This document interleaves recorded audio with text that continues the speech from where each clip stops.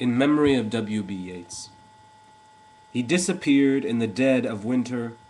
The brooks were frozen, the airports almost deserted, and snow disfigured the public statues. The mercury sank in the mouth of the dying day. All the instruments agree the day of his death was a dark, cold day.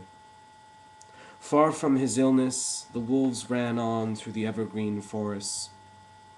The peasant river was untempted by the fashionable quays.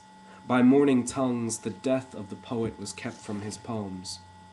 But for him it was his last afternoon as himself, an afternoon of nurses and rumors.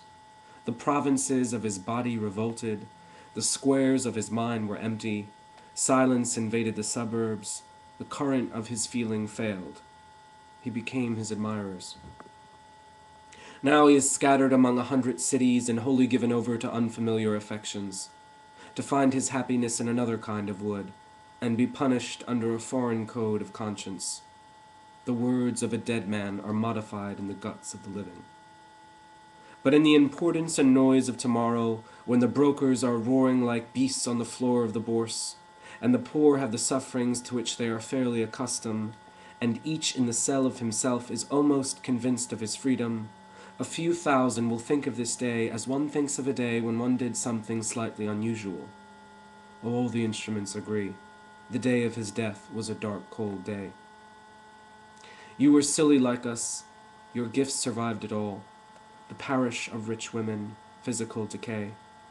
Yourself, mad Ireland, hurt you into poetry. Now Ireland has her madness and her weather still, for poetry makes nothing happen. It survives in the valley of its saying, where executives would never want to tamper. It flows south from ranches of isolation and the busy griefs, raw towns that we believe and die in. It survives, a way of happening, a mouth. Earth, receive an honored guest. William Yeats is laid to rest. Let the Irish vessel lie emptied of its poetry. Time that is intolerant of the brave and innocent, and indifferent in a week to a beautiful physique, worships language and forgives everyone by whom it lives, pardons cowardice, conceit, lays its honors at their feet.